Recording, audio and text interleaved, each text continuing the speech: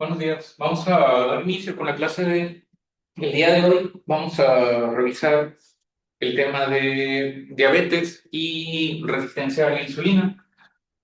En esta ocasión vamos a empezar primero con los criterios diagnósticos de diabetes.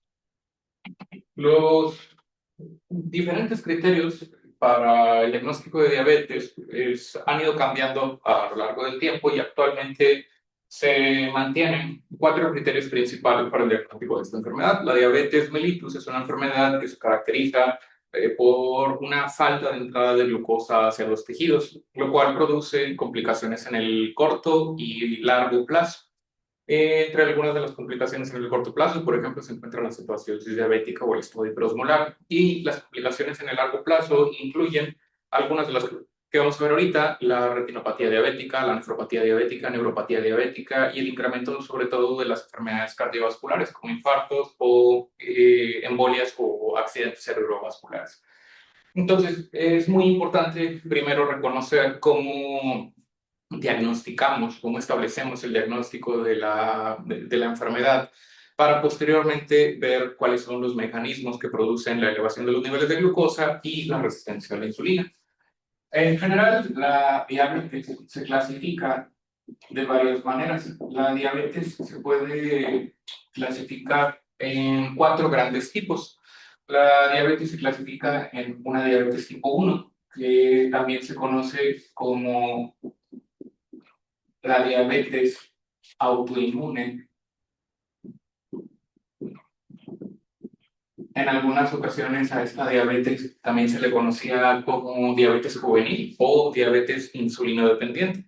La diabetes tipo 1 es un tipo de diabetes en el cual la persona presenta anticuerpos contra las células beta de los islotes de Langerhans en el páncreas. El páncreas tiene dos grandes porciones, que son la porción endocrina y la porción exocrina. La porción exocrina está formada por todos los canales que se encargan de liberar las diferentes enzimas pancreáticas hacia el intestino a través de el conducto pancreático.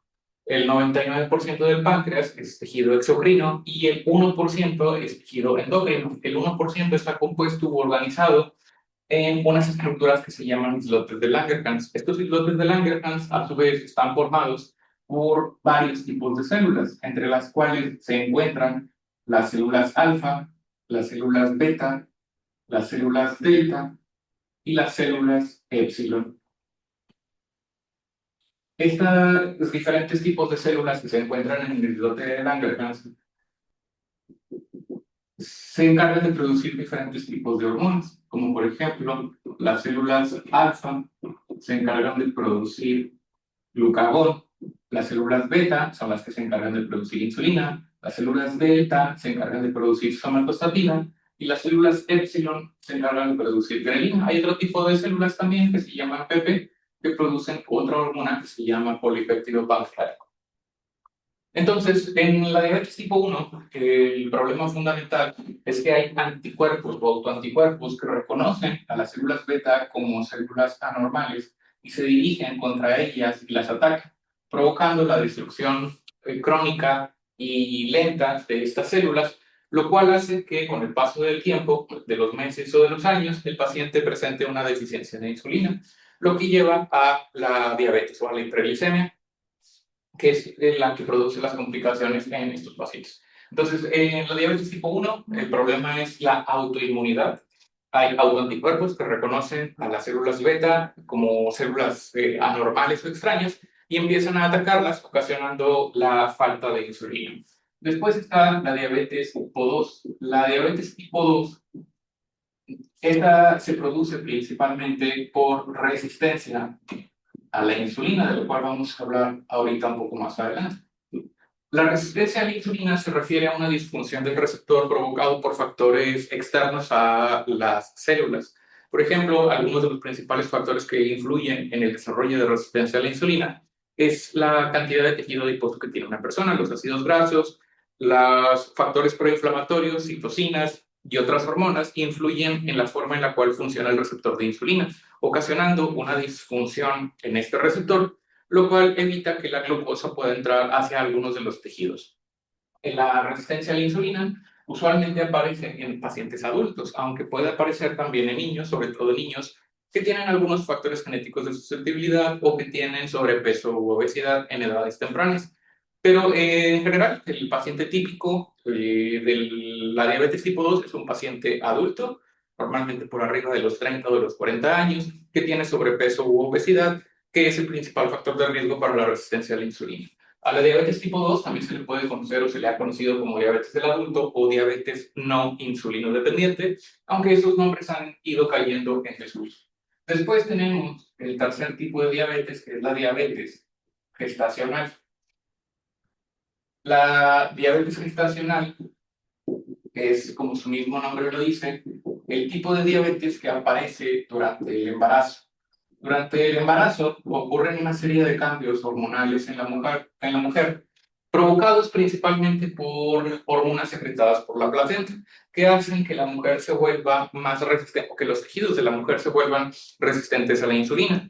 Eso, combinado con otros factores predisponentes en la mujer que ya la ponían en riesgo de tener diabetes tipo 2 o diabetes con resistencia a la insulina, es lo que hace que aparezca la diabetes gestacional. Y normalmente este tipo de diabetes desaparece una vez que nace el producto, porque de nuevo una buena parte de la razón por la cual desarrolla diabetes gestacional una mujer es por las hormonas que produce la placenta durante el periodo gestacional.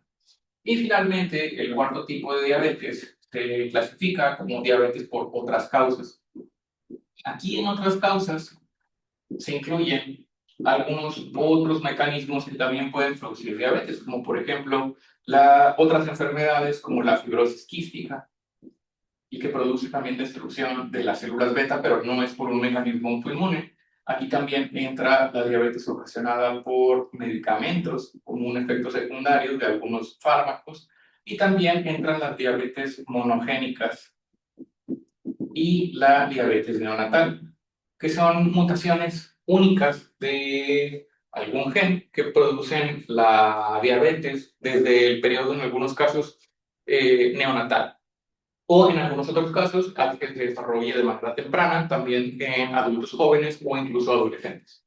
Y finalmente hay otro tipo de diabetes recientemente descrito, que es la diabetes que puede aparecer o ser ocasionada en aquellos pacientes que tienen desnutrición severa, llamada hasta el momento como diabetes tipo 5, aunque esa es relativamente reciente, pues por el momento no la vamos a abordar. Nosotros nos vamos a enfocar en la diabetes tipo 2, en la que es producida por resistencia a la insulina, porque de todos los tipos de diabetes, tipo 1, tipo 2, diabetes gestacional y diabetes por otras causas, la más frecuente por mucho en la población a nivel mundial y obviamente también en la mexicana es la diabetes tipo 2, abarcando aproximadamente entre el 88 al 90% de todos los casos de diabetes. Y de nuevo, el principal factor de riesgo para el desarrollo de diabetes es el sobrepeso o la obesidad o el incremento en la cantidad de tejido adiposo que tiene una persona.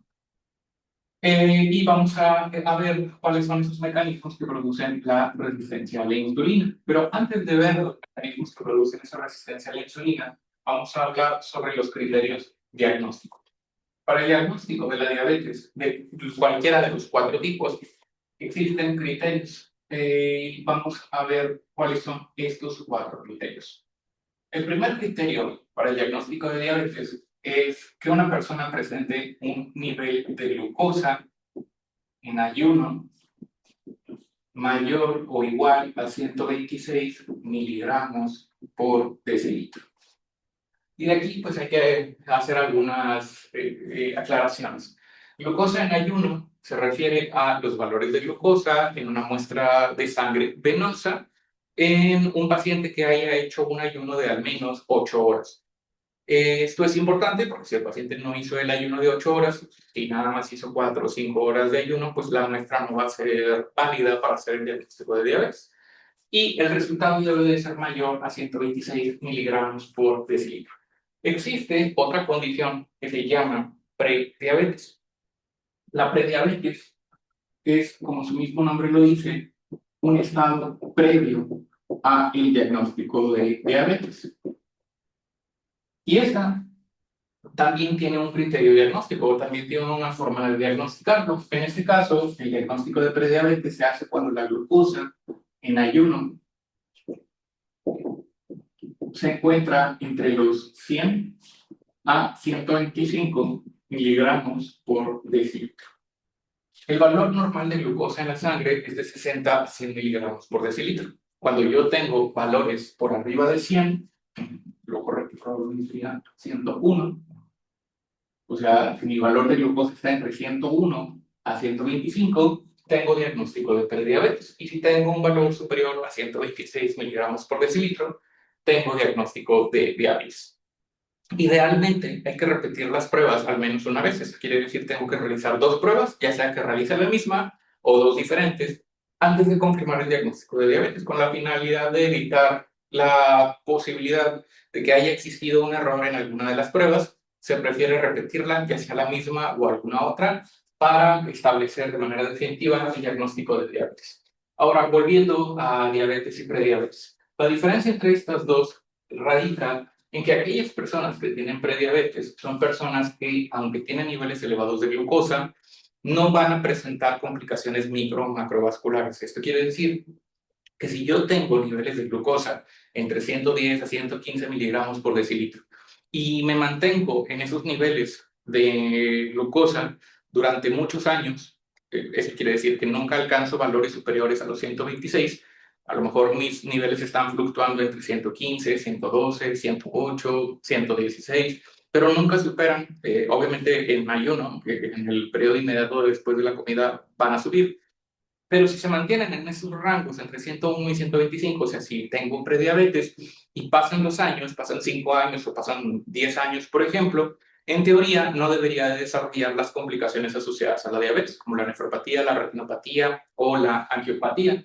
porque los niveles de glucosa no están suficientemente aumentados. Sin embargo, aquellas personas con prediabetes son personas que ya tienen un factor de riesgo o que van encaminadas hacia el desarrollo de diabetes. Por eso es que se estableció este grupo en prediabetes, porque la idea es captar a aquellas personas que ya tienen algún factor que los está predisponiendo para que se eleven sus niveles de glucosa en la sangre de manera temprana y no esperarme hasta que ya lleguen a este punto en donde ya se vuelve un poco más difícil revertir los efectos de la resistencia a la insulina. Entonces, la idea de clasificar a los pacientes como prediabéticos es captarlos de manera temprana antes de que se presente alguna complicación y tratar de revertir lo que está produciendo la hiperglicemia en estos pacientes, como por ejemplo la resistencia a la insulina. Porque aunque no van a presentar complicaciones en este punto, si yo los dejo evolucionar con el paso de los años, una buena parte de estos pacientes con prediabetes eventualmente van a evolucionar a pacientes, a convertirse a pacientes con diabetes. Entonces, de ahí la importancia en estas dos clasificaciones. Otro punto importante es que sobre este criterio, para empezar, tiene que ser una muestra de sangre venosa y como ya lo mencionamos, deben de ser al menos 8 horas de ayuno. Y lo de la muestra de sangre venosa es importante porque una muestra tomada con un glucómetro o con una tira reactiva que se analiza en un glucómetro no es válida para el diagnóstico de diabetes. Muchas veces utilizamos este tipo de pruebas en glucómetro que consisten en la toma de una muestra de sangre a través de una punción en alguno de los dedos de la mano y se aplica una gota de sangre en una tira reactiva y esa tira reactiva se introduce en un glucómetro que analiza la cantidad de glucosa presente en esa gota de sangre. Sin embargo, esta muestra solamente sirve o tiene como propósito la glucometría capilar realizar una prueba de tamizaje. Esto quiere decir pruebas que se hacen a la población general con el fin de identificar a aquellos pacientes que tienen factores de riesgo para desarrollar diabetes. Pero si a mí me sale una muestra superior a 126 miligramos por decilitro en una tira reactiva o en una muestra de glucómetro, no quiere decir que tenga diabetes, incluso si sale, por ejemplo, 130. Lo correcto en ese caso es dirigir a la persona hacia un laboratorio para que se haga una muestra venosa de glucosa en sangre y corroborar la sospecha de que puede llegar a tener diabetes. Esto se debe a que hay muchos factores que pueden ocasionar errores en la toma de la muestra con una tira reactiva y un glucómetro. Por ejemplo, que la cantidad de sangre que se extrajo del paciente a través de la gota pues no haya sido suficiente, que las tiras estén caducadas, que el glucómetro no esté bien calibrado. Y todos estos son factores que pueden influir en el resultado de los valores de glucosa que muestra el glucómetro. Por lo tanto, es que este tipo de dispositivos Solamente sirven como un tamizaje y también para el seguimiento de aquellos pacientes que ya han sido diagnosticados. Muchos pacientes con diabetes tienen un glucómetro en casa con el cual se pueden monitorizar sus niveles de glucosa, pero de nuevo, ese aparato no es óptimo o no es adecuado para hacer el diagnóstico de diabetes. En segundo lugar, el segundo criterio para el diagnóstico de diabetes es una prueba que se llama curva de tolerancia oral. Curva de tolerancia oral a la glucosa.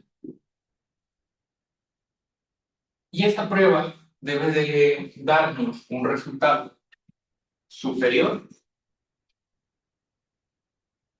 El paciente debe de tener una glucosa superior a los 200 miligramos por decilitro 2 horas después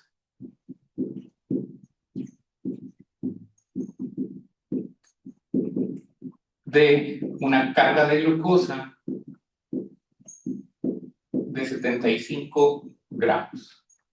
La curva de tolerancia a la glucosa es, como su mismo nombre lo dice, una gráfica en la cual evaluamos la respuesta del paciente a una ingesta de 75 gramos de glucosa. Lo que vamos a hacer es tomar una muestra 2 horas después de darle una carga de 75 gramos. Lo que hacemos es graficar. En el eje de las X tenemos el tiempo y en el eje de las Y tenemos el nivel de glucosa en miligramos por decilitro. Entonces, por ejemplo, una persona que al inicio de la prueba tenía a los 0 minutos o al momento de iniciar la prueba, puede que esa persona tuviese un valor de glucosa dentro del rango normal, que a lo mejor estuviese en los 90 miligramos por decilitro. Lo que hacemos es administrarle una carga de glucosa de 75 gramos. Son 75 gramos que se diluyen en agua y le damos al paciente ese líquido para que se lo tome. Como es muy dulce, obviamente por la carga de glucosa, pues en algunas ocasiones puede resultar un poco incómodo para el paciente beber esa carga de glucosa, incluso algunos de ellos pueden llegar a sentir náuseas o vomitarlo, y pues en ese caso habría que repetir la prueba otro día o en otro momento. Pero si la prueba sale bien, lo que vamos a hacer es observar cómo se eleva el valor de glucosa después de esta carga de glucosa. Una persona sana debería de presentar una reducción de los valores de glucosa, una reducción de los valores de glucosa a menos de 140 miligramos por decilitro 2 horas después.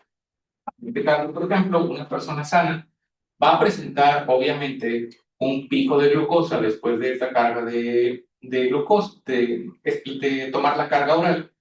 Pero lo normal es que aproximadamente 1 hora, 2 horas después, los valores de glucosa ya sean inferiores a los 140 miligramos por decilitro. Esto quiere decir que 2 horas después, los valores tienen que ser inferiores a 140 miligramos por decilitro. Eso es lo normal. Una persona que está sana. Una persona que está sana tiene que tener un valor inferior a 140 miligramos por decilitro. Y una persona que tiene diabetes va a tener un valor superior a los 200 miligramos por decilitro.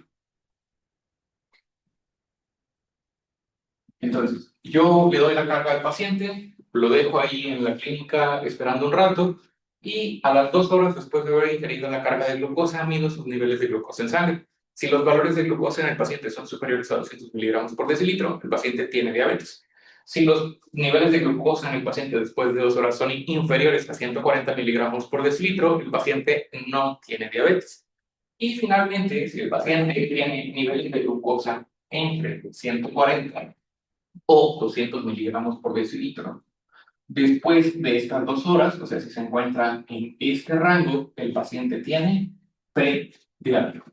Entonces, un valor de glucosa en una carga oral de glucosa o en una curva de tolerancia oral de glucosa de entre 141 a 99 miligramos por decilitro, establece o clasifica a este paciente como prediabético. Entonces, 200 miligramos por decilitro de glucosa en sangre, 2 horas después de la carga de glucosa, el paciente tiene diabetes. Si el paciente tiene entre 141 a 199, 2 horas después de la carga de glucosa, el paciente tiene prediabetes. Y si tiene menos de 140 miligramos por decilitro, el paciente no tiene diabetes, que es la respuesta normal o lo que esperaríamos en un paciente sano. Y esta es la segunda prueba que podemos utilizar o solicitar en un paciente en el cual estamos sospechando de de alguno de los tipos de diabetes que ya mencionamos. El tercer tipo o la tercera forma en la cual podemos diagnosticar diabetes es a través de una prueba que se llama hemoglobina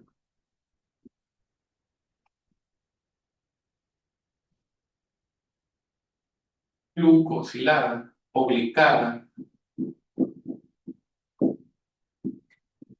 Esta prueba, abreviada en algunas ocasiones como HbA1c, es una medición en porcentaje de la cantidad de glucosa que se ha unido de manera irreversible con algunas proteínas en nuestra sangre. La hemoglobina es la proteína encargada de transportar el oxígeno en los eritrocitos. El glóbulo rojo tiene hemoglobina, los eritrocitos tienen esa proteína que se llama hemoglobina.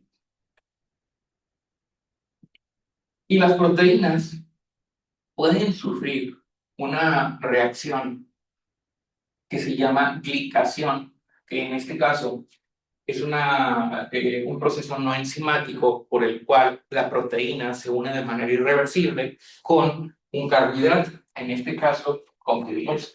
Esto quiere decir que si esto representa la proteína de la hemoglobina, esta proteína de la hemoglobina se puede unir de nuevo a través de una reacción no enzimática con un carbohidrato o con glucosa de manera irreversible, con glucosa. Ya eso, es el proceso de glicación, que de nuevo es una reacción por la cual se une una proteína con glucosa. Entonces, ¿qué es lo que estamos haciendo al medir o solicitar una prueba de hemoglobina glicosilada? Lo que hacemos es básicamente medir el porcentaje total de la hemoglobina del paciente que ha pasado o que ha sufrido este proceso de glicación. La teoría o la lógica detrás de esta prueba es que entre mayores sean los niveles de glucosa en la sangre del paciente, mayor la unión irreversible de la hemoglobina con la glucosa. Esto quiere decir que es normal que haya cierto grado de hemoglobina o cierto porcentaje de hemoglobina en una persona que no tiene diabetes que se une de manera irreversible con la glucosa. Normalmente este porcentaje es inferior al 5.7%, pero en un paciente con diabetes el porcentaje sube hasta ser superior a los 6.5%.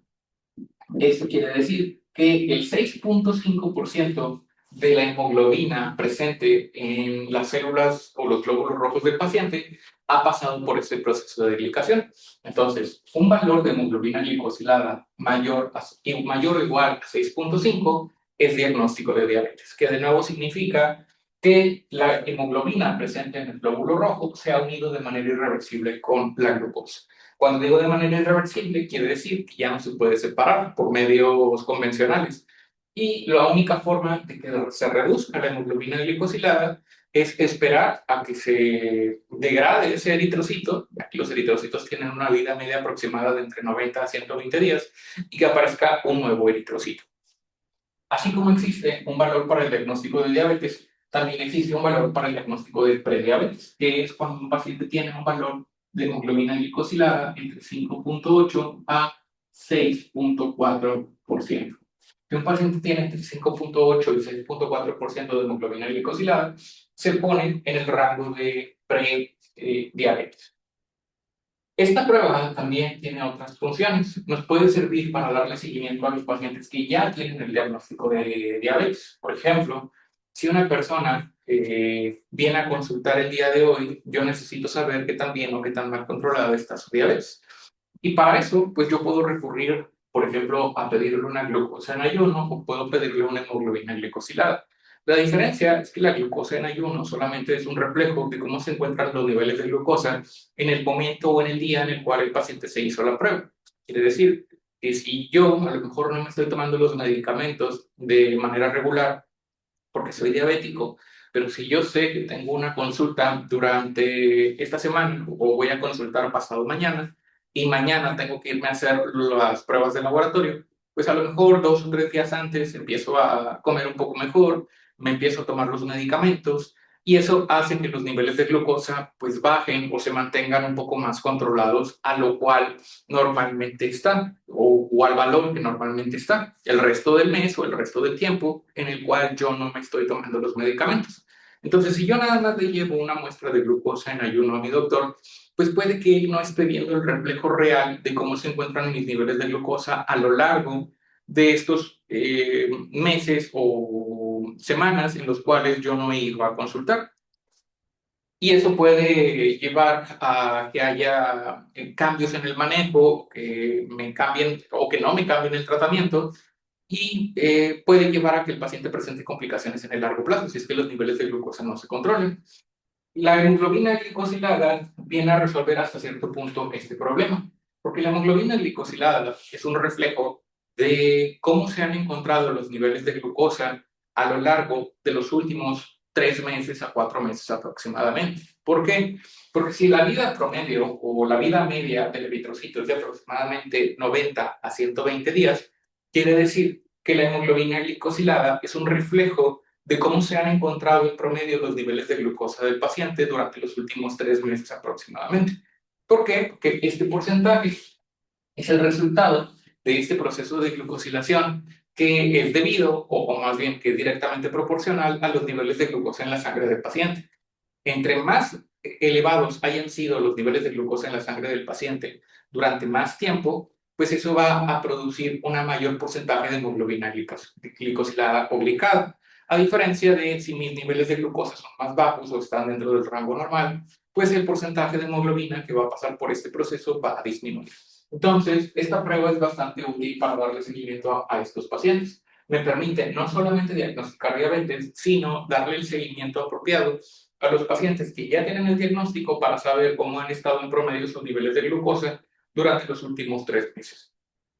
Por eso es que pedimos esta prueba para darle seguimiento a estas personas, pero pues hay que esperar 3 meses al menos para volver a realizar otra prueba. Si yo le estoy haciendo pruebas de hemoglobina glicosilada muy seguidas, pues no va a cambiar nada, porque los eritrocitos no han cambiado, siguen siendo los mismos eritrocitos. Si, por ejemplo, si yo repito la prueba una semana después, no va a haber cambios significativos. Entonces, cambio el tratamiento o sigo el mismo tratamiento y vuelvo a esperar 3 meses antes de repetir la hemoglobina glicosilada para ver si hubo algún cambio con relación al tratamiento o los cambios en los fármacos que yo le hice a ese paciente.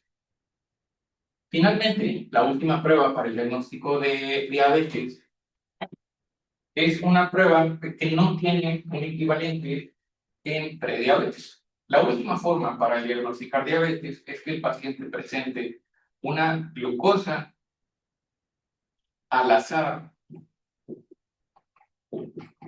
mayor o igual a 200 miligramos por decilitro, más síntomas de diabetes.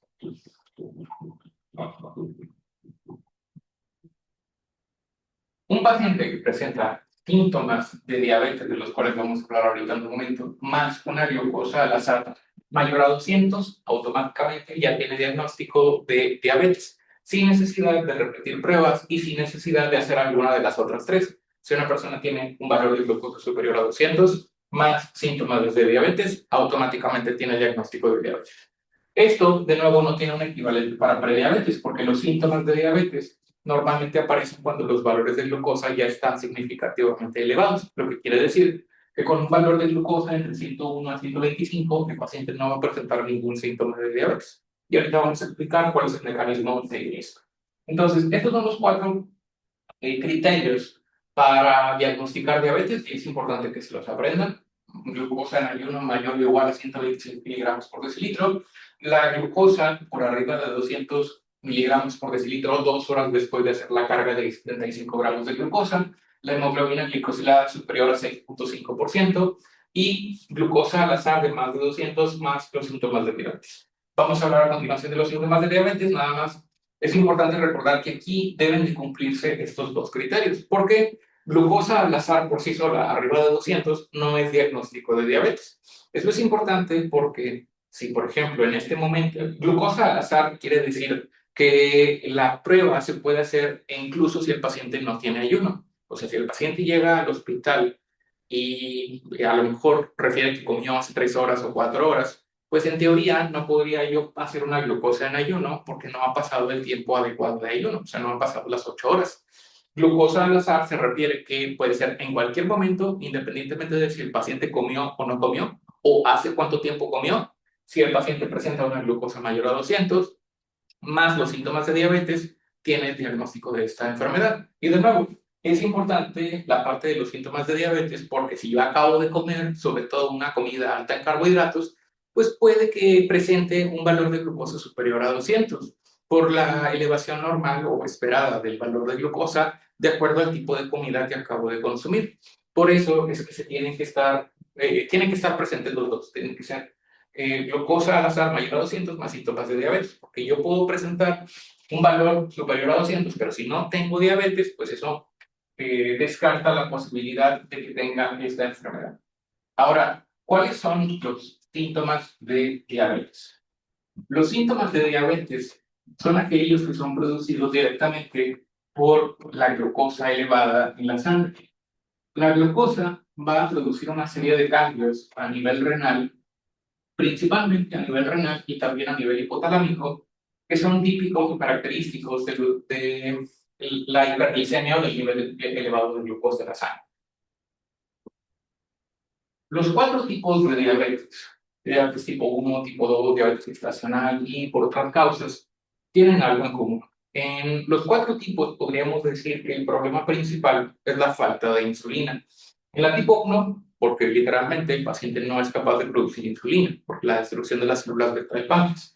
En la tipo 2, también podríamos decir que es falta de insulina porque durante las primeras etapas de la enfermedad, conforme el paciente está presentando resistencia a la insulina, lo que hace el páncreas es, de manera reactiva, incrementar la producción de insulina.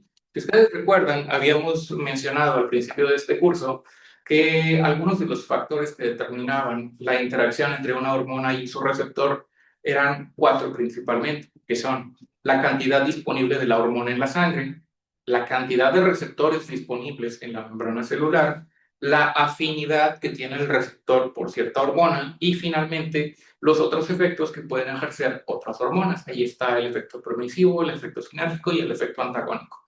Pero en este caso en particular nos enfocaremos en la parte de el incremento en la cantidad de la hormona en la sangre. Esto quiere decir que si el problema se encuentra en el receptor, en este caso ahorita vamos a hablar del receptor de tirosina quinasa, que es el receptor de insulina. Si el defecto o la razón por la cual la insulina no está ejerciendo su efecto sobre el receptor porque hay un defecto en el receptor, aquí, pues lo que yo puedo hacer son varias cosas. En primer lugar, puedo incrementar la cantidad de la hormona en la sangre. Si yo incremento la cantidad de insulina en la sangre, puedo incrementar la posibilidad de que haya una activación correcta del receptor y por lo tanto forzar al receptor a que funcione de manera adecuada. La otra opción sería aumentar la cantidad de receptores disponibles, lo cual es más difícil. Hay algunos medicamentos que pueden mejorar la sensibilidad a la insulina, pero son muchísimo menos en comparación con aquellos que incrementan los niveles de insulina en la sangre.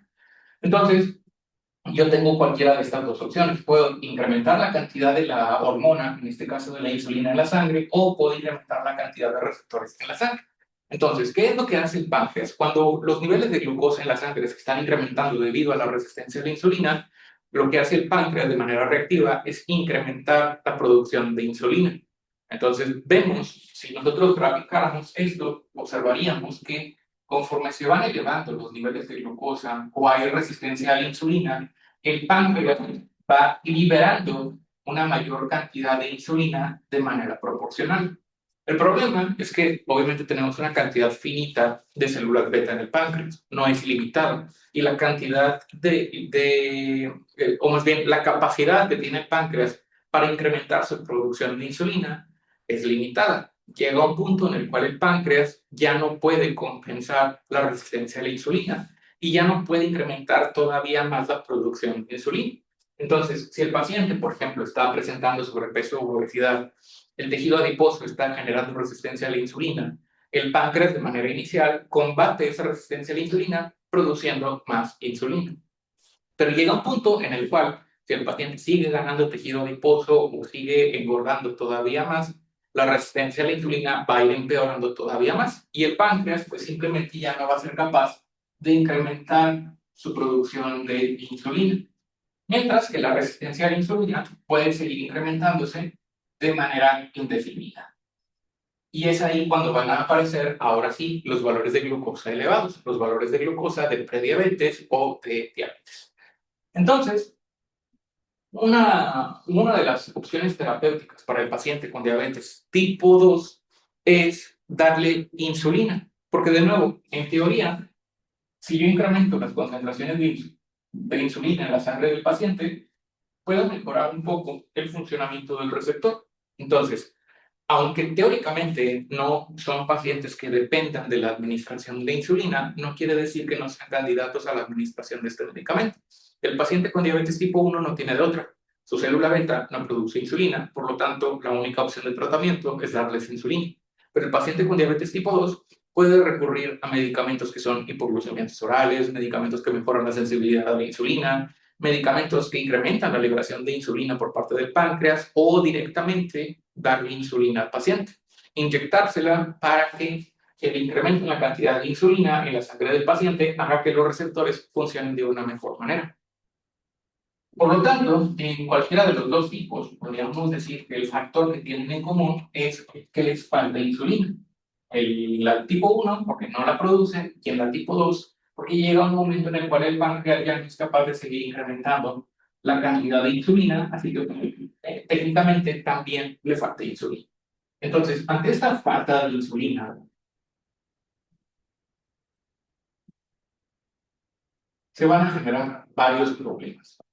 Primero, ahorita lo vamos a ver de manera más clara, pero la insulina lo que hace a grandes rasgos, a través de mecanismos intracelulares que de nuevo vamos a ver ahorita, es que al unirse al receptor,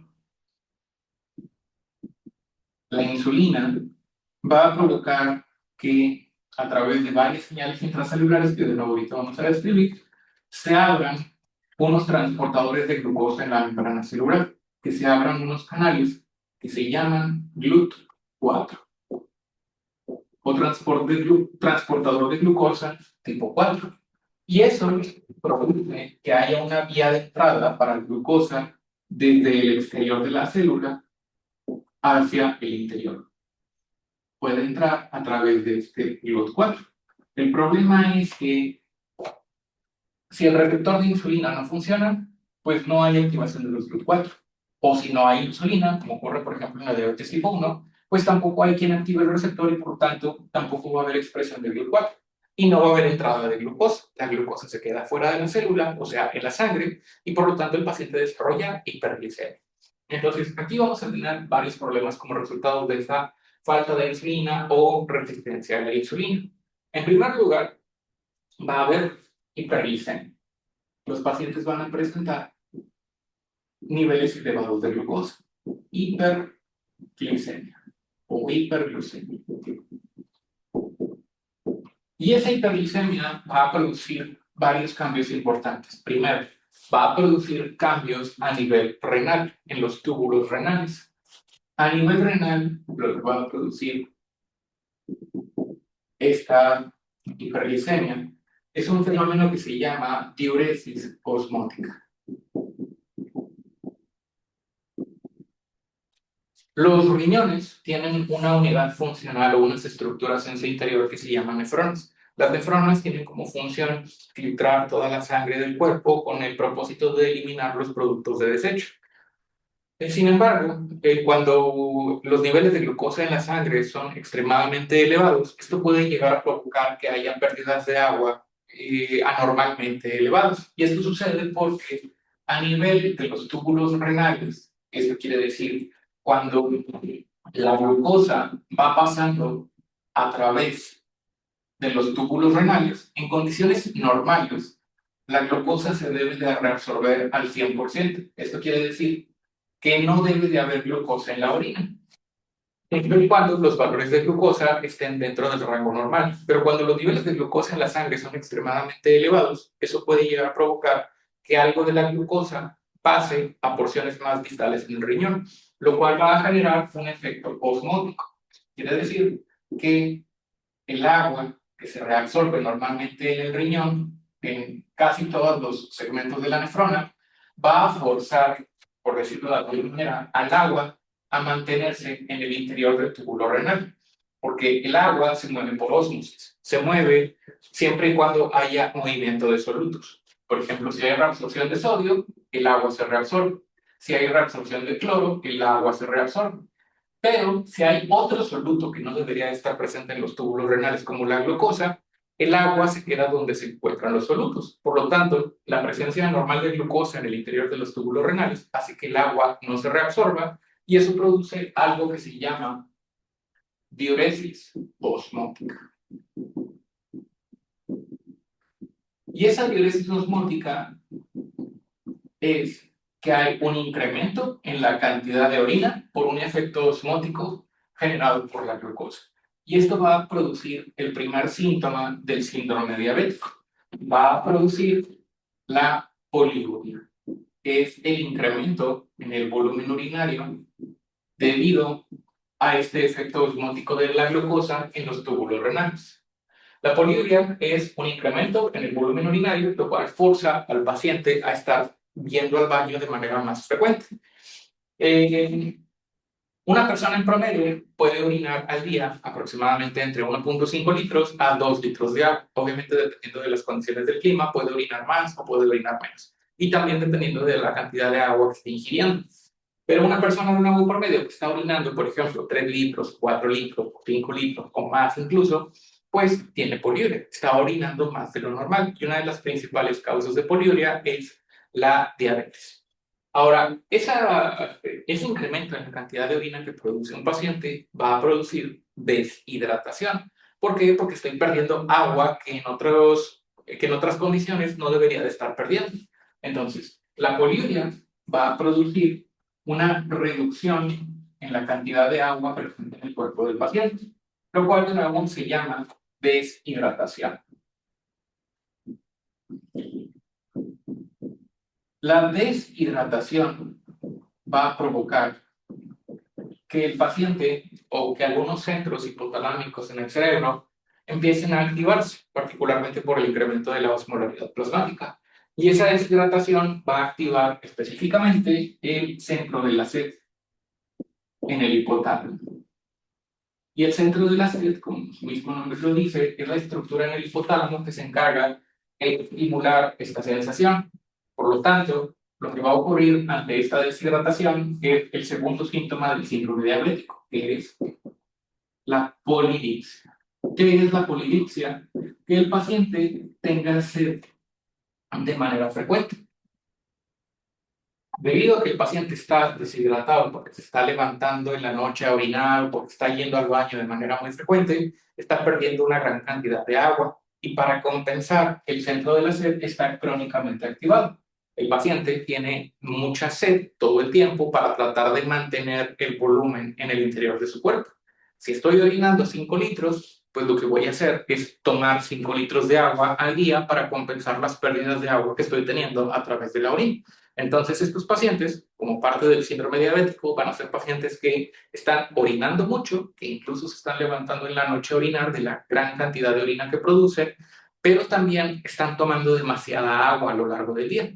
Entonces, todo el tiempo traen su bote de agua o están constantemente yendo a rellenar su garrafón porque tienen mucha sed debido a los grandes volúmenes de orina que están produciendo y que están eliminando por el efecto de la diuresis osmótica. Entonces, este es el segundo síntoma del síndrome diabético. la polidipsia. Entonces, hasta ahorita llevamos la poliuria y llevamos la polidipsia. El tercer síntoma del síndrome diabético ocurre justamente por lo que acabamos de mencionar sobre la falta de entrada de glucosa hacia el interior de los tejidos. Si la glucosa no puede entrar a las células por la falta de insulina o por la resistencia a la insulina, si la glucosa no puede entrar a las células y se queda en la sangre, las células empiezan a mandar señales hacia el interior del cuerpo, particularmente las células del músculo esquelético. Mandan señales hacia el sistema nervioso central, indicando que no hay glucosa suficiente en el cuerpo. Pero en general aquí no es que no haya glucosa en el cuerpo. El problema es que la glucosa no puede entrar a las células. Pero ¿cómo lo interpreta nuestro cerebro? Si las células están sufriendo por una falta de glucosa, porque la glucosa no puede entrar, el cerebro lo interpreta como que hay que conseguir más glucosa. ¿Y cómo lo voy a conseguir? A través de la comida. Entonces lo que se va a activar en este caso es que la hiperglicemia, de nuevo, la glucosa no puede entrar.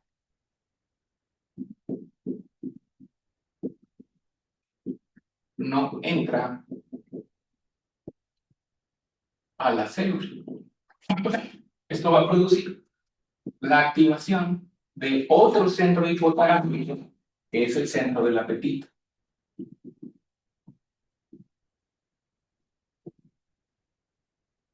Y el centro del apetito lo que va a generar es el tercer síntoma del síndrome diabético, que es la polifagia. ¿Qué es la polifagia? Que el paciente está consumiendo más comida, sobre todo comida dulce o comida con alto contenido de carbohidratos, mayor a lo normal. El paciente empieza a consumir una mayor cantidad de alimentos con alto contenido de carbohidratos porque en su cuerpo hay señales que están diciéndole que como la glucosa no puede entrar a la célula, o más bien, como la glucosa no está entrando a la célula, el cuerpo o las células lo interpretan como que no hay glucosa. Por lo tanto, estimulan el centro del apetito en el hipotálamo para que vaya a conseguir más glucosa. ¿Y qué es lo que va a hacer? Estimular la sensación de apetito. Entonces la persona va a empezar a comer galletas, papitas, dulces o cualquier alimento que tenga alto contenido de carbohidratos con el propósito de tratar de satisfacer a, a los tejidos que están exigiendo la falta de glucosa. Pero el problema, de nuevo, no es la falta de glucosa, porque las concentraciones de glucosa incluso se encuentran elevadas en la sangre. El problema, de nuevo, es que la glucosa no puede entrar a los tejidos, justamente por la falta de insulina o la resistencia a la insulina.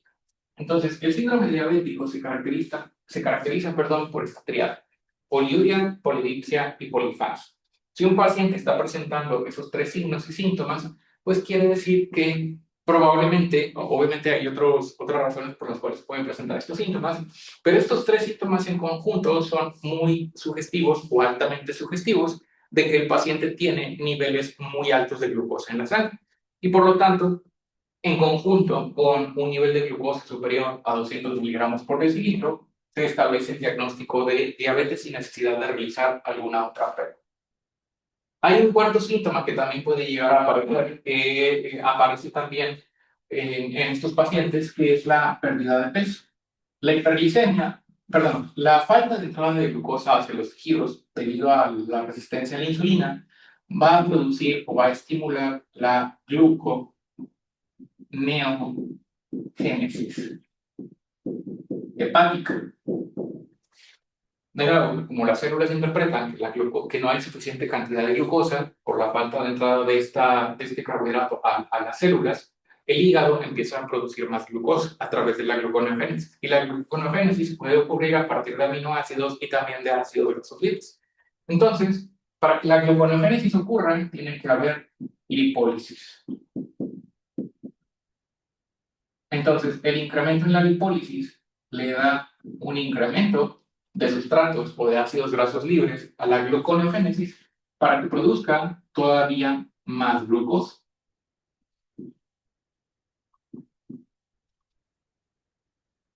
Pero la lipólisis, a su vez, el incremento en la lipólisis puede ocasionar que haya también pérdida de peso.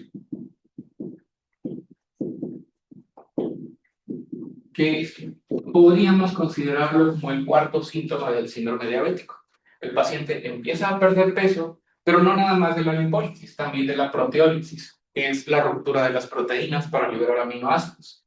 Entonces, puede que el paciente note que está yendo mucho al baño, que está tomando mucha agua, que está comiendo más de lo normal y que a pesar de que está comiendo más de lo normal, el paciente está teniendo pérdida de peso. Esa pérdida de peso es variable y normalmente aparece cuando el paciente tiene niveles de glucosa ya muy elevados. Normalmente cuando los niveles de glucosa son superiores a 200 o 300 miligramos por decilitro. Y aquí, pues, siempre existe esta discrepancia. El paciente te dice que está comiendo más, pero pues no está notando que está bajando de peso. Y eso sin estar haciendo actividad física. Entonces, el paciente come más, pero está perdiendo peso. Y esa pérdida de peso de nuevo es variable, pero normalmente andan perdiendo entre 4, 5 o 6 kilos de peso en periodos relativamente cortos de tiempo. A lo mejor 4 meses, 5 meses, 6 meses, un año. De nuevo, sin que el paciente haya hecho algo para, de manera voluntaria, tratar de bajar de peso. El paciente está comiendo más, no está haciendo actividad física, pero aún así está perdiendo peso. Y esa pérdida de peso se debe a la proteólisis y lipólisis que están siendo estimuladas para producir todavía más glucosa. Entonces, esos son los síntomas del síndrome diabético, que era lo único que nos faltaba sobre el síndrome diabético como parte del cuarto criterio diagnóstico de diabetes. ¿Dudas o preguntas hasta allí? Muy bien. Entonces, vamos a ver a continuación cómo funciona el receptor de insulina y luego ya vamos a pasar a la resistencia a la insulina.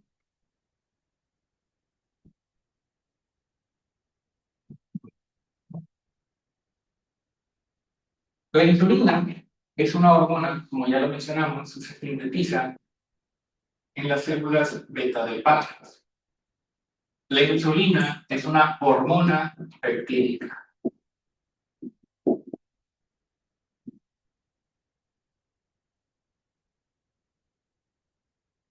Es una hormona peptídica, lo que quiere decir que está compuesta por una cantidad grande de aminoácidos, está compuesta por una cadena de aminoácidos.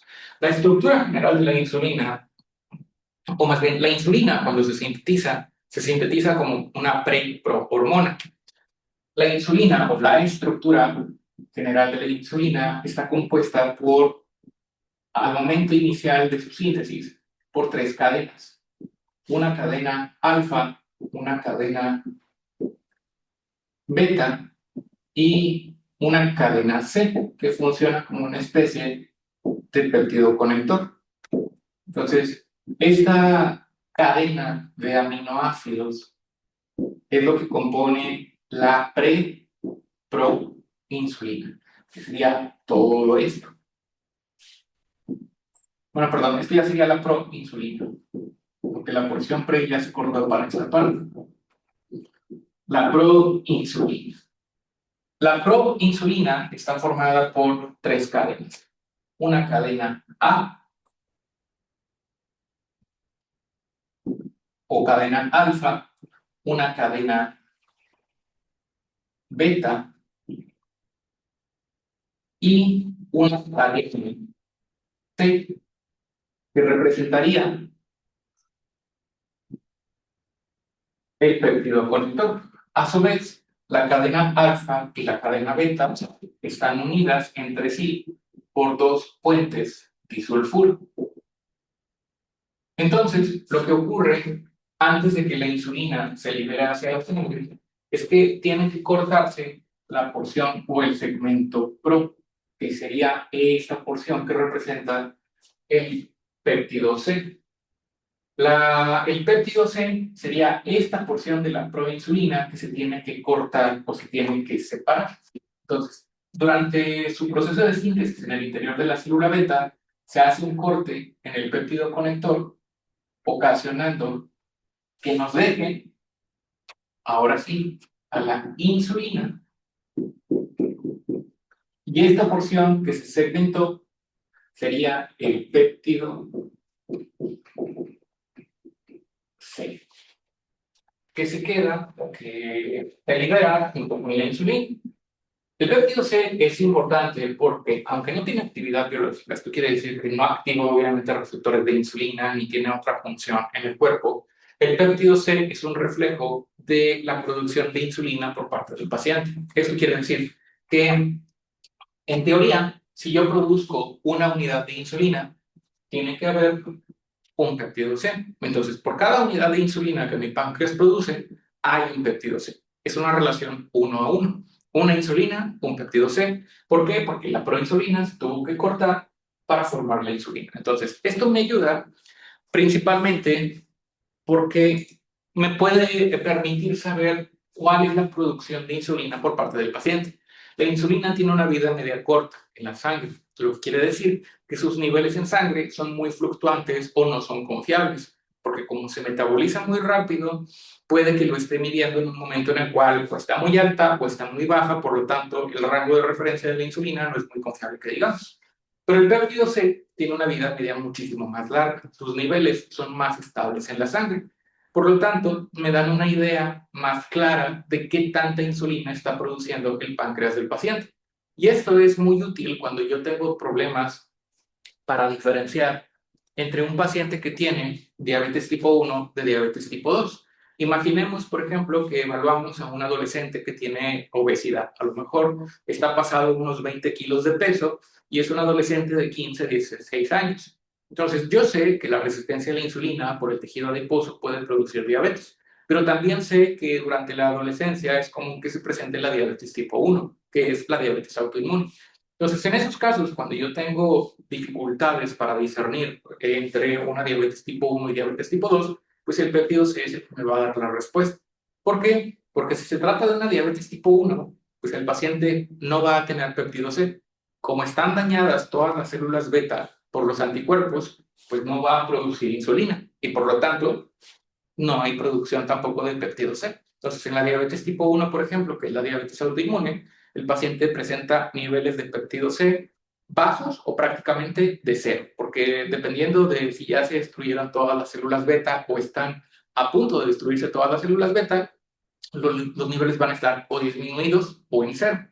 Mientras que en el paciente con diabetes tipo 2, los niveles de péptido C van a estar o altos o normales, al menos durante las primeras etapas de la enfermedad. Por lo tanto, la medición de los niveles de péptido C nos puede ayudar en estos contextos para saber si un paciente tiene o no tiene producción endógena de insulina, para ver si es capaz su páncreas todavía de producir insulina de manera normal. Al día, una persona secreta aproximadamente unas 30 unidades de insulina a lo largo de los diferentes momentos del día. La insulina se libera principalmente en respuesta a la elevación de glucosa en la sangre. Hay otros estímulos para la liberación de insulina, pero el principal estímulo para la liberación de insulina es el incremento de los niveles de glucosa en la sangre. Cuando yo como, cuando consumo alimentos, eso va a producir que los alimentos se digieran en el tracto digestivo, se absorban en el tracto digestivo, y ahí en los alimentos es donde vienen los tres principales macronutrientes: carbohidratos, lípidos y proteínas. La digestión de los carbohidratos, que los convierte en carbohidratos simples para que se absorban, va a producir la absorción de glucosa hacia el interior del vaso sanguíneo. Y la elevación de los niveles de glucosa en la sangre es el principal estímulo para que la célula beta sintetice y libere la insulina. Finalmente, una vez que ya se liberó la insulina por parte de la célula beta del páncreas, lo que sigue es el efecto. El efecto de la insulina va a ocurrir en tres tejidos principales. Va a ocurrir principalmente en el hígado, en el músculo esquelético y también en el tejido adiposo. Y ahorita vamos a hablar de los efectos que tiene la insulina en cada uno de estos tejidos. Y aquí, pues adelantando a lo que vamos a ver a continuación, el efecto de la insulina es, entre otras cosas, permite o incrementa la entrada de glucosa a los tejidos a través de un canal que ya vimos que es el GLUT4. El GLUT4, como ya lo mencionamos, es un transportador de glucosa, pero existen otros tipos de GLUT. Por ejemplo, hay GLUT1, GLUT2, GLUT3, GLUT4 y GLUT5.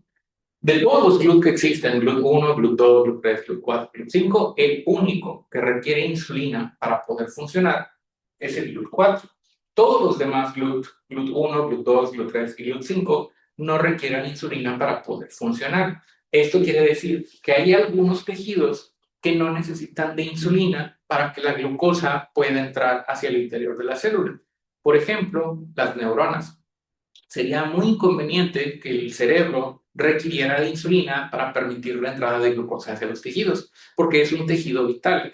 Necesitamos que el cerebro esté funcionando en todo momento y no podemos hacerlo susceptible a los niveles de una hormona para permitir o no la entrada de energía o la entrada de la glucosa, que es la principal fuente de energía. Por eso es que hay algunos tejidos que no son dependientes de insulina, como por ejemplo el cerebro. Otras células, como por ejemplo algunas células nerviosas de la retina, tampoco requieren de insulina para poder permitir la entrada de glucosa. Esto implica que cuando hay resistencia a la insulina o hay falta de insulina, vamos a tener un grupo de células que están siendo expuestas a un exceso de glucosa generado por la resistencia a la insulina o por la falta de insulina, y otras células, que son las del hígado, las del músculo esquelético y las del tejido adiposo, que van a verse enfrentadas a una falta de entrada de glucosa. Entonces voy a tener tejidos que tienen un exceso de glucosa porque no necesitan insulina para permitir la entrada de este carbohidrato, y otros tejidos que simplemente no pueden permitir o no están permitiendo la entrada de glucosa porque ante la falta de insulina, pues no hay activación de los GLUT4. Y eso va a producir síntomas o alteraciones en estos tejidos también. Y ahorita vamos a hablar un poco sobre eso también. El efecto, o más bien la insulina, ejerce sus efectos a través de un receptor. El receptor de insulina es un receptor de dominio único transmembrana, y este va a ser el último receptor que vamos a ver en este curso. Es un receptor de tirosina quinasa. Este receptor de tirosina quinasa es un receptor de dominio único transmembrana. El receptor de tirosina quinasa es un receptor que está compuesto, para empezar, por dos subunidades. Está compuesto por una subunidad alfa y una subunidad beta. Una subunidad alfa que está atravesando, perdón, la subunidad alfa no atraviesa, la subunidad beta. La subunidad alfa que se encuentra por afuera de la célula, que está unida con una subunidad beta, que es la que atraviesa la membrana celular. El receptor de insulina funciona también como un homodímero. Esto quiere decir que esto es un receptor y acá tenemos otro receptor de insulina que también tiene su propia subunidad alfa y tiene su propia subunidad beta. Entonces, funciona como un homodímero porque son dos receptores de insulina que están funcionando en conjunto para recibir la señal de la insulina,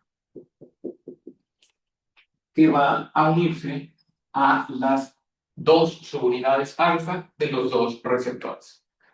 Este receptor también se llama receptor de tirosina quinasa porque en la subunidad beta se encuentra una tirosina quinasa.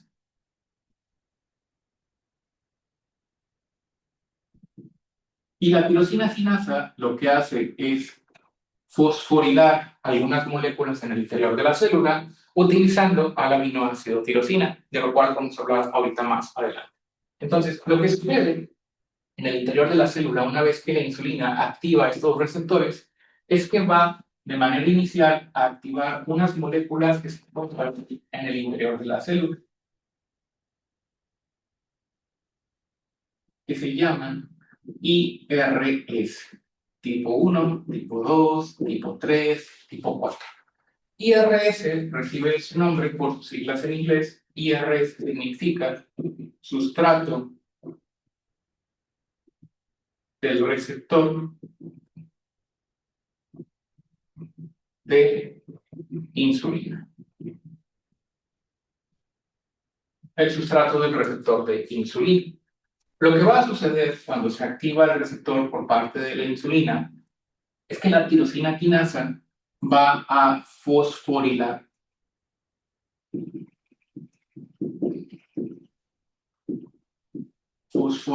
a los IRS, les va a agregar un grupo fosfato. Entonces, este proceso de fosforilación es por medio de la tirosina quinasa del receptor de insulina.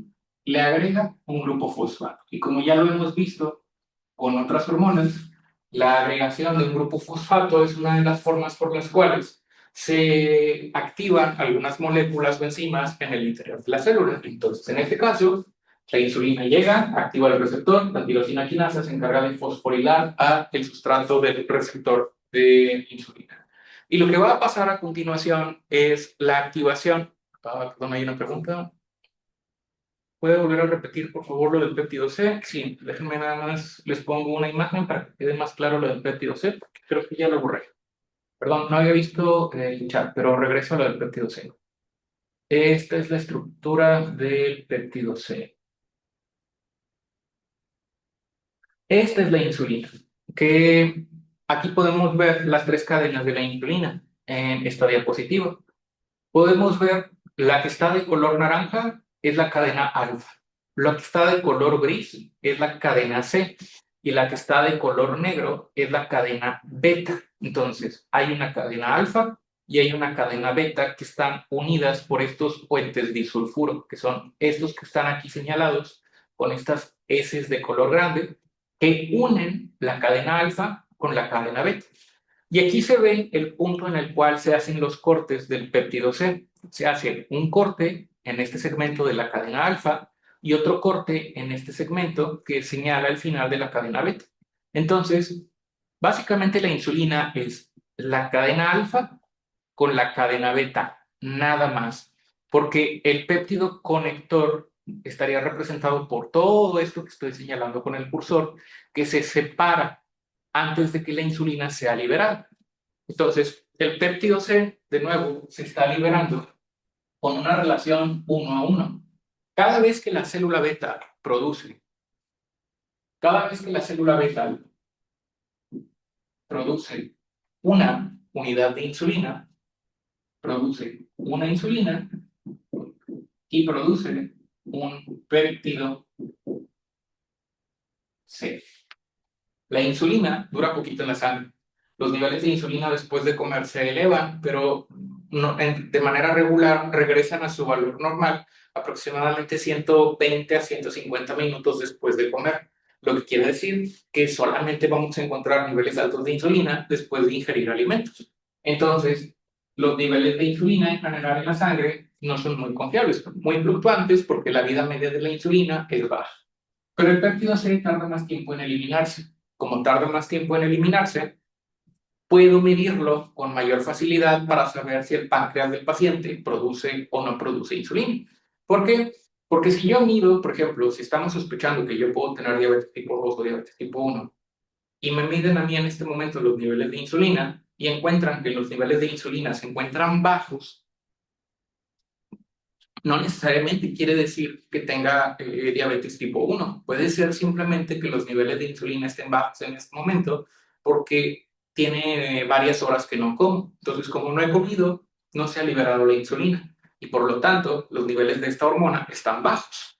Pero los niveles de péptido C, como tienen una vida media más larga, a lo mejor si yo cené anoche, o sea, a las 7 de la noche, por poner un ejemplo, los niveles de péptido C todavía van a estar elevados para ahorita, para la mañana, porque como tiene una vida media más larga, van a estar todavía elevados. Entonces puede que si me hacen una prueba de sangre ahorita en la mañana, los niveles de insulina estén bajos, pero los niveles de péptido C todavía están altos por la comida de anoche. Como tarda más tiempo el péptido C en eliminarse del cuerpo, están más elevados, perdón, están elevados durante más tiempo a lo largo del día. Entonces, medir insulina en la sangre no es confiable porque tiene una vida media corta y sus niveles fluctúan, sobre todo después de comer. Péptido C sí me sirve porque me da una idea más clara y directa de qué tan bien o qué tanta insulina están produciendo las células beta del páncreas. Esto sirve de nuevo para hacer la diferenciación. Si yo tengo dudas de si mi paciente tiene diabetes tipo 1 o diabetes tipo 2, el péptido C me puede ayudar. ¿Por qué? Porque en diabetes tipo 1 hay destrucción de la célula beta. La célula beta está destruida, no funciona porque los anticuerpos la destruyeron. Entonces, si no hay célula beta, tampoco hay insulina y tampoco hay péptido C, porque no hay célula beta. La célula beta es la que se encarga de sintetizar las dos. Por otro lado, si el paciente tiene diabetes tipo 2, la célula beta está intacta. El problema es el receptor de insulina, pero la célula beta produce la insulina de manera normal. Entonces, en un paciente con diabetes tipo 1, el paciente tendría niveles de péptido C en cero o bajos en todo caso, pero estaría normalmente en cero porque no produce insulina, no tiene células beta, todas se destruyeron por los anticuerpos. Pero en el paciente con diabetes tipo 2, los niveles de péptido C estarían normales o en algunos casos elevados. Pero el paciente sí produce insulina. ¿Por qué? El problema en la diabetes tipo 2 es la resistencia a la insulina, el defecto en el receptor de insulina. El páncreas del paciente todavía es capaz de sintetizar y liberar insulina. Entonces, esa es la utilidad del péptido C, medir o evaluar la función del páncreas para producir insulina. Y esto nos puede servir para diferenciar entre algunos tipos de diabetes, entre diabetes tipo 1 y diabetes tipo 2. No siempre es necesario pedir péptido C, de hecho, solamente lo pedimos en casos muy específicos. Por poner un ejemplo, si se trata de un paciente que tiene 40 años, que tiene sobrepeso, obesidad, tiene familiares con antecedentes de diabetes, su mamá, su papá, su abuelita tenían diabetes y este paciente también tiene otros factores de riesgo, principalmente sobrepeso u obesidad, pues probablemente no sea necesario realizar mediciones de péptido C, porque este paciente claramente tiene factores de riesgo que producen resistencia a la insulina y por lo tanto probablemente se trata de una diabetes tipo 2. Igual, si se trata de un paciente muy joven, por 12 años, 13 años, delgado, que no tiene factores de riesgo para tener resistencia a la insulina, no tiene sobrepeso, no tiene obesidad, y presenta síntomas de diabetes o presenta hiperglicemia, pues probablemente tampoco sea necesario pedir un péptido C, porque lo más probable, de acuerdo a la epidemiología, de acuerdo a las características del paciente, es que tenga una diabetes tipo 1, una diabetes autoinmune. Como no tiene ninguna característica que me hace pensar en resistencia a la insulina, pues pienso que probablemente se trata de una diabetes tipo 1 y tampoco tendría que medir los niveles de péptido C.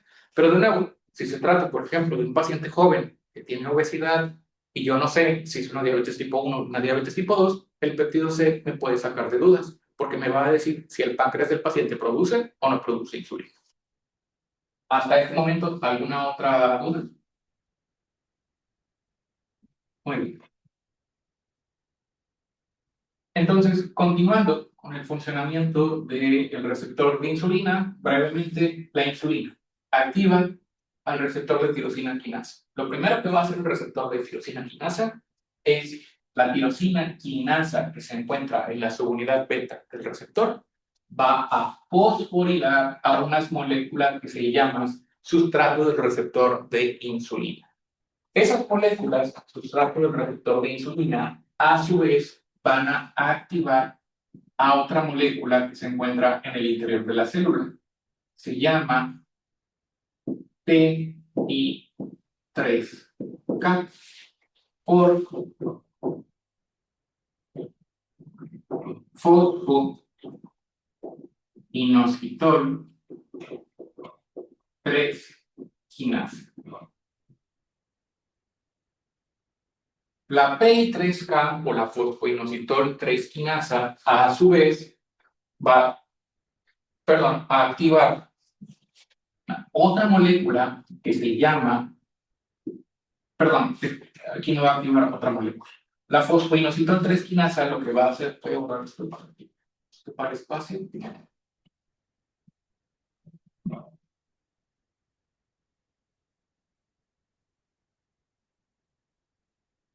Lo que va a hacer la fosfoinositol 3 quinasa es convertir una molécula de la cual ya habíamos hablado previamente, que es el fosfoinositol bifosfato.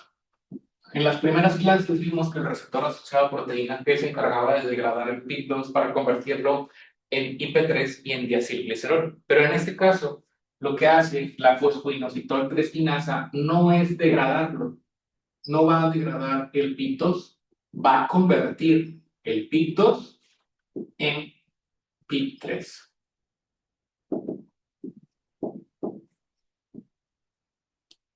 O sea, en lugar de degradar el PIP2, le agregan otro grupo fosfato y lo convierte en PIP3,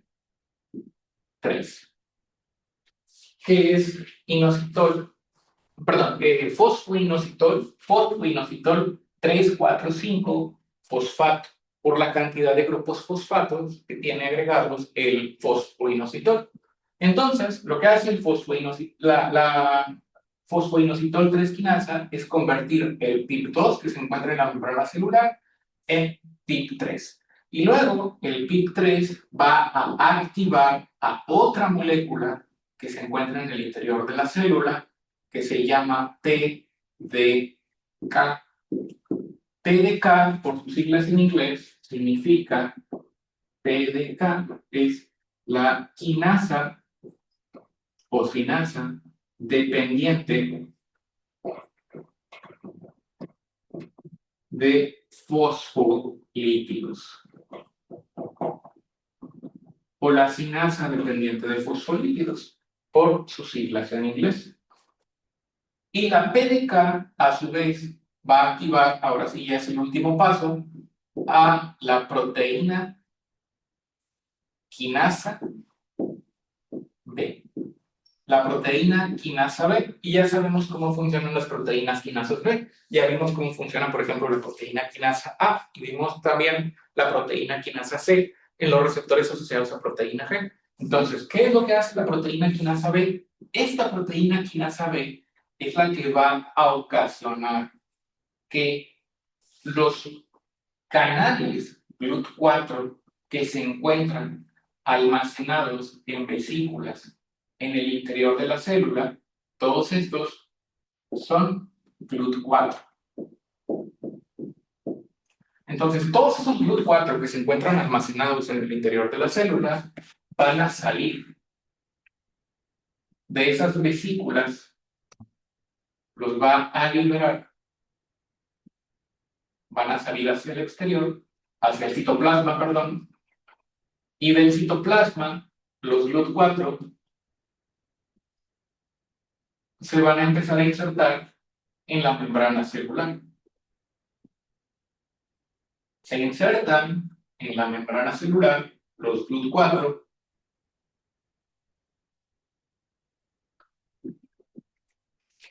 y ahora van a permitir la entrada de glucosa hacia el interior de la célula. Y de esa manera es que la glucosa va a entrar a estos tres tejidos solamente: tejido graso, tejido hepático o el hígado y el tejido músculo esquelético. ¿Por qué? Porque los otros tejidos, como por ejemplo el tejido nervioso, no son dependientes de insulina. No funcionan a través del GLUT4, funcionan a través de otro transportador. Por ejemplo, el riñón también tiene GLUT2, los testículos, los ovarios también tienen otro tipo de transportadores. No necesitan insulina para permitir la entrada de glucosa, pero músculo esquelético, hígado y tejido adiposo sí requieren insulina, porque el GLUT4 se encuentra adentro de la célula y requiere de toda esta cascada de señales intracelulares para que se pueda mover desde el interior de la célula hacia la membrana celular. Y de esa manera, ahora sí permitir la entrada de glucosa hacia el interior de la célula. Entonces, una persona puede tener diabetes por varios mecanismos. Número uno, que no tenga insulina. y eso produciría diabetes tipo 1. La diabetes tipo 2, que se produce por resistencia a la insulina, hay varios mecanismos que pueden afectar todo este proceso. Por ejemplo, hay algunas moléculas que pueden ocasionar la degradación del receptor, que el receptor se destruya. Hay otros factores que producen resistencia a la insulina que van a provocar la fosforilación anormal de los IRS, y eso detendría toda la cascada de señales intracelulares. Si estos no se fosforilan de manera adecuada, pues no se activa la fosfolietiltransferasa, no hay conversión de piptos a PIP3, no hay activación de la sinasa dependiente de fosfolípidos, ni tampoco hay activación de la PKB. Entonces, con que falle solamente un paso en todo este proceso, se detiene la movilización de los GLUT4 hacia la membrana celular y por lo tanto la glucosa no entra hacia los tejidos y eso va a provocar hiperglucemia. O sea, que los niveles de glucosa se eleven en la sangre. Y eso va a producir algunas de las principales complicaciones observadas en diabetes, de las cuales vamos a hablar ahorita a continuación. Entonces, este es el último receptor que nos faltaba de ver, el receptor de tirosina quinasa, que de nuevo es el receptor de insulina, también es un receptor para otras hormonas, como por ejemplo el factor de crecimiento similar a la insulina o el IGF-1, también funciona a través del receptor de tirosina quinasa. ¿Hasta aquí alguna duda o pregunta? Muy bien. Entonces, vamos a ver ahora algunas de las principales complicaciones de diabetes. Y con esto terminamos esta sesión y la siguiente clase ya nada más nos dedicamos a ver los factores que van a producir la resistencia a la insulina, incluyendo las adiposinas, que son las hormonas del tejido adiposo. Entonces, ahorita solamente vamos a hablar de las complicaciones de diabetes, que también son muy importantes. La hiperglicemia, como ya lo mencioné, va a producir efectos adversos en los tejidos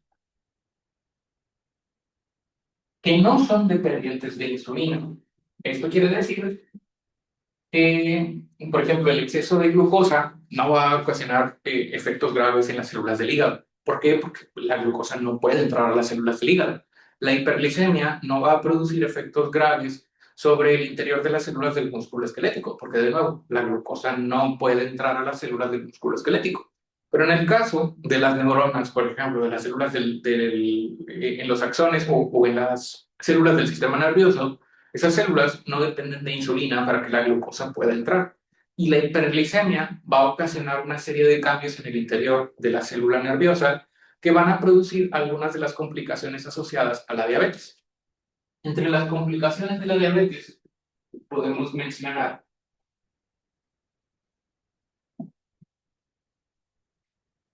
la retinopatía,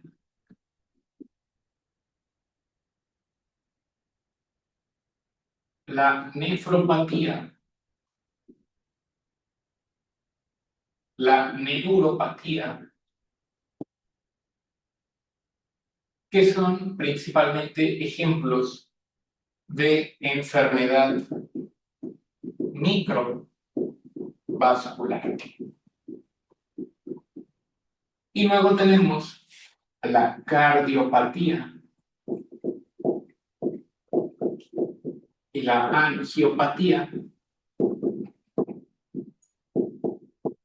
que son principalmente ejemplos de enfermedad macrovascular. Entonces, la diabetes va a producir daño en los vasos pequeños y va a producir también daño en los vasos más grandes. Con vasos pequeños estamos hablando de los vasos que se encargan de irrigar o perfundir algunas estructuras muy pequeñas de nuestro cuerpo, como por ejemplo la vasa vasorum o la vasa nervorum, que son los vasos sanguíneos que se encargan de la irrigación, por ejemplo, de las neuronas en el caso de la vasa nervorum. Y también, al mismo tiempo, vamos a tener daño en los vasos más grandes, como por ejemplo las arterias coronarias o las arterias cerebrales. Y eso va a hacer que el paciente sea más susceptible a tener infartos al corazón o infartos cerebrales. Entonces vamos a hablar de manera general sobre qué es lo que le va a pasar al paciente con diabetes. Primero, la retina es la parte posterior del ojo. Nosotros podemos observar a través de los globos oculares. A través del globo ocular, pues está la pupila, que es la parte negra de nuestro ojo.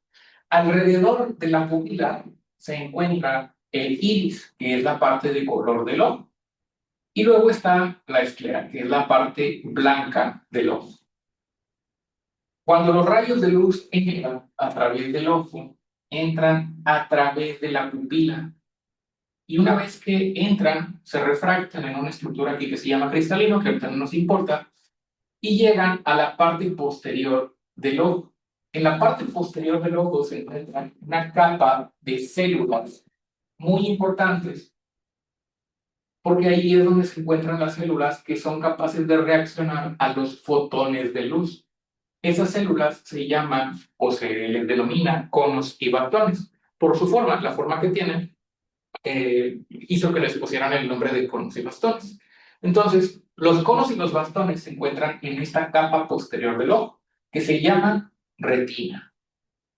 La retinopatía es justamente la afección de los vasos sanguíneos y de las células nerviosas que se encuentran ahí en la parte posterior del ojo. Entonces, ¿qué es lo que va a producir la diabetes en el caso del paciente que tiene niveles de glucosa crónicamente elevados, que tiene una diabetes más controlada?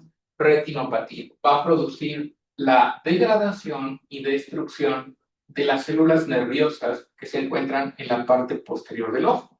¿Y qué es lo que le va a pasar al paciente? Si es que tiene dañadas las células de la retina, no va a ver la célula, perdón, la luz entra sin tanta dificultad a través de la pupila. Puede que haya una afectación del cristalino, pero lo importante es que aunque la luz entre a través de la pupila, no hay una célula en la cual actuar porque se destruyeron los conos y los bastones o las células que comunicaban a los conos y los bastones con el resto del sistema nervioso. Entonces, la luz entra, pero el paciente no es capaz de captar los fotones de luz y por lo tanto no ve. Entonces, ¿qué es lo que le va a pasar al paciente con diabetes? Se va a quedar ciego. La disminución de la agudeza visual es una de las principales causas, perdón, una de las principales complicaciones o una de las complicaciones más frecuentes del paciente con diabetes. De hecho, la ceguera por diabetes es una de las principales, o la principal causa de ceguera, perdón, la diabetes es la principal causa de ceguera reversible o prevenible a nivel mundial. Es una de las enfermedades que más deja ciego a personas o ciega a personas a nivel mundial. Entonces, si no me controlo los niveles de glucosa en la sangre, ¿qué es lo que va a pasar? Eventualmente voy a tener daño en la retina y voy a ir perdiendo mi agudeza visual. Luego, tengo la nefropatía. La nefropatía es el daño que ocurre en la membrana de filtración, principalmente en el riñón. Lo que va a suceder es que va a ir reduciéndose la tasa de filtrado glomerular de manera progresiva, lo que significa que los riñones van a ser menos eficientes para eliminar agua y desechos. Los riñones tienen muchas funciones, mantienen la cantidad de agua, mantienen un equilibrio en la cantidad de agua que hay en nuestro cuerpo, mantienen un equilibrio en la cantidad de iones que hay en nuestro cuerpo, filtran los desechos del metabolismo celular como la urea, la creatinina, el ácido úrico y demás, y también se encargan de controlar el pH sanguíneo y la presión arterial. Entonces, el daño ocasionado por diabetes en los riñones va a disminuir, en primer lugar, la capacidad de filtrado del riñón, va a reducir la tasa de filtrado glomerular, y eso ocasiona que el paciente requiera de medidas externas cuando el daño ya es muy severo para poder funcionar, o más bien para poder reemplazar las funciones del riñón. Si la tasa de filtrado glomerular llega a un punto crítico cuando alcanza menos de 15 mililitros por minuto, va a ocasionar que el paciente empiece a requerir una terapia renal sustitutiva. Y actualmente solamente existen dos opciones en este contexto. La primera es el trasplante renal, o sea, que alguien me done un riñón, ya sea una persona viva, o recibirlo de un donador cadavérico, o sea, alguien que se murió y que quería donar sus órganos. Y la segunda opción es la diálisis o la terapia renal sustitutiva. La diálisis consiste en que me ponen un catéter en el cuello, me va a conectar a una máquina y esa máquina, perdón, mi sangre sale a través de ese catéter, entra a la máquina y la máquina tiene membranas o filtros especiales que se encargan de simular lo que hace la membrana de filtración. Eliminan todos los productos de desecho en mi sangre y luego me regresan la sangre a través de otra vía del mismo catéter. Entonces, para que la diálisis funcione, pues yo tengo que estar conectado a esa máquina, en lo que saca mi sangre, entra a la máquina y luego regresa mi sangre. Como obviamente no me puede sacar toda la sangre de golpe porque me muero, tienen que hacerlo de manera lenta. Y una sesión de diálisis normal en promedio o de hemodiálisis dura aproximadamente unas 3 horas a 4 horas aproximadamente. Y esas sesiones de diálisis pues tienen que repetirse como mínimo unas 3 veces por semana. Entonces, pues imagínense que si el paciente que tiene diabetes ya llega a este punto de daño renal, pues tiene que dializarse, tiene que ir 3 veces a la semana al hospital o a la clínica, lo tienen que conectar, esperarse ahí en la clínica, en lo que la máquina se encarga de filtrar toda su sangre, de eliminar todos los productos de desecho, y luego ya que pasan las 3 horas, me regreso a mi casa. Pero tengo que hacer eso todo 3 veces por semana por el resto de mi vida, porque pues no hay otra opción. Mis riñones ya no funcionan debido al daño por diabetes. Luego está la neuropatía. La neuropatía se manifiesta de manera inicial casi siempre como una reducción en la sensibilidad en los pies del paciente. El paciente ya no siente los estímulos en la parte inferior o en las extremidades inferiores. Casi siempre se afectan primero las extremidades inferiores porque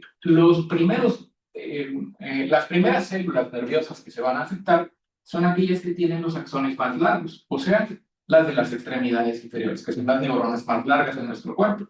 Entonces, ¿qué es lo que va a suceder con el pie del paciente? Primero, no va a sentir. Si ustedes le pican con una aguja, no lo hagan, obviamente si tienen un conocido con diabetes no lo hagan, pero si ustedes tocan el paciente o la planta del pie del paciente con diabetes, no siente el estímulo. Él no va a percibir que le están tocando el pie.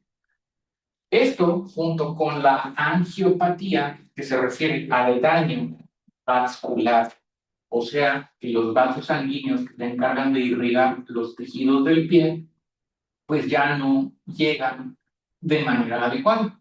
Entonces, el tejido se encuentra hipoperfundido o recibe una menor cantidad de sangre de manera permanente. Entonces, lo que sucede en estos casos es que si el paciente llegase a presentar por accidente una pequeña herida en la extremidad, una pequeña herida, en una persona sana, una pequeña herida normalmente no representa un peligro. ¿Por qué? Porque mi sistema inmune viaja a través de mi torrente circulatorio y se encarga de combatir la entrada de bacterias a través del sistema inmune. Y además, si yo tengo un pie sano, pues en teoría, si tengo una herida, me va a doler. Y el dolor va a hacer que voltee a ver mis pies y vea si hay ahí algo qué es lo que me está provocando el dolor y me voy a dar cuenta de la herida. Pero en este caso, el paciente con diabetes, pues hay dos problemas. Primero, si se lastima, no siente y no se va a dar cuenta hasta mucho tiempo después. ¿Por qué? Porque pues no tenemos la costumbre de estarnos revisando los pies. Incluso muchas personas a lo mejor se bañan, pero ni siquiera se fijan en los pies, nada más se tallan los pies por reflejo, pero no ven con claridad toda la planta del pie. Entonces, tengo dos problemas. El primer problema es que el paciente no se da cuenta de que se lastimó. Y el segundo problema es que como los vasos sanguíneos están afectados, el sistema inmune no puede trabajar de forma adecuada y no se puede generar la inflamación de manera correcta para prevenir la multiplicación de las bacterias que pudieron haber entrado a través de la herida. Entonces, las bacterias se empiezan a multiplicar, se produce una infección local y esa infección empieza a generar una úlcera. O sea, se pierde el tejido cutáneo y queda como un hueco ahí en el cual se alcanza a ver la grasa y en algunos casos el músculo o el hueso. A eso se le llama úlcera o pie diabético. Eventualmente, esa úlcera pues va a empezar a provocar o a desprender un olor medio fétido cuando se infecta. Y ese olor, pues a veces hace que el paciente ya se dé cuenta, oye, mira, tengo ahí una herida en el pie que huele medio feo, déjame, voy a consultar. Entonces el paciente va, consulta, le dicen que necesita antibióticos, le dan los antibióticos. El problema es que como los antibióticos viajan a través del torrente circulatorio, pues no van a llegar, porque el problema es que el antibiótico solamente llega hasta las porciones que están bien perfundidas, pero no alcanza a llegar a los tejidos que están infectados. Entonces el antibiótico tampoco funciona. Entonces, la infección sigue progresando, la herida se está haciendo más grande. ¿Cuál es la única opción para evitar que esta infección se siga propagando? Pues la amputación. Necesito cortarle el pie al paciente para evitar que la infección se siga esparciendo, porque si se sigue esparciendo hacia la parte superior y llega al abdomen, me voy a meter en un problema mucho más grave. Entonces, si los antibióticos no funcionan, porque hay un daño muy severo a la circulación generado por la diabetes, la única opción es amputarle la extremidad al paciente. Entonces, eventualmente, este paciente pues va a quedar ciego por la retinopatía. Tiene nefropatía, lo que hace que el paciente ya no pueda, requiera de manera constante estar yendo al hospital para dializarse. Y al mismo tiempo le tuvieron que amputar una extremidad y ya no puede caminar, necesita o usar muletas o moverse en silla de ruedas. Y se empieza también a volver dependiente para las actividades básicas de la vida diaria. Todo esto aunado al riesgo de que al paciente le pueda dar un infarto o tiene mayor riesgo de tener un accidente cerebrovascular. Le da un accidente cerebrovascular, queda con secuelas por esa embolia o por ese derrame cerebral y ahora ya no puede mover la mitad del cuerpo. Entonces no puede mover la mitad del cuerpo, está amputado, está ciego y requiere aparte de que lo estén llevando al hospital 3 veces por semana para que lo puedan dializar. La diabetes es una enfermedad que no te va a matar o que no mata a las personas o a los pacientes de manera rápida. Es un sufrimiento que van a presentar a lo largo de muchos años y de manera lenta los va a ir destruyendo, los va a ir dejando ciegos, va a afectar su función renal, va a afectar la salud de sus extremidades, llegando incluso a darles extremidades, y también incrementa el riesgo de infartos cerebrales o infartos al miocardio que van a producir todavía más secuelas. Entonces, es una enfermedad que no solamente afecta al paciente, también afecta a su familia, porque muchas veces es la familia la que se empieza a ser responsable de suplantar las actividades básicas que el paciente ya no puede realizar. La familia se está encargando de trasladar al paciente a sus consultas, de trasladar al paciente para que se dialice. A lo mejor el paciente ya no puede valerse por sí mismo porque está amputado, porque está paralizado, y lo tienen que estar cambiando, lo tienen que estar moviendo de posición para que no se le formen más úlceras, lo tienen que estar alimentando y demás actividades para suplantar las funciones que el paciente ya no puede realizar.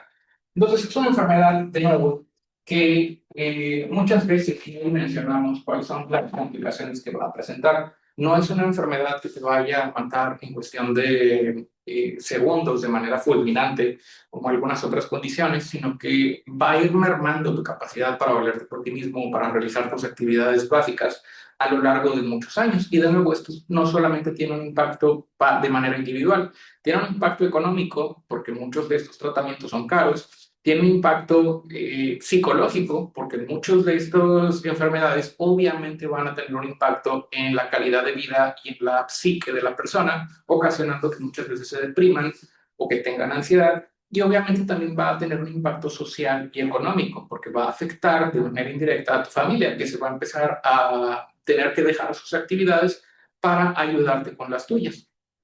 Entonces, de ahí la importancia de poder identificar a los pacientes con diabetes de manera temprana para darles también un tratamiento de manera temprana, apropiado, y evitar que el paciente llegue a todas estas complicaciones.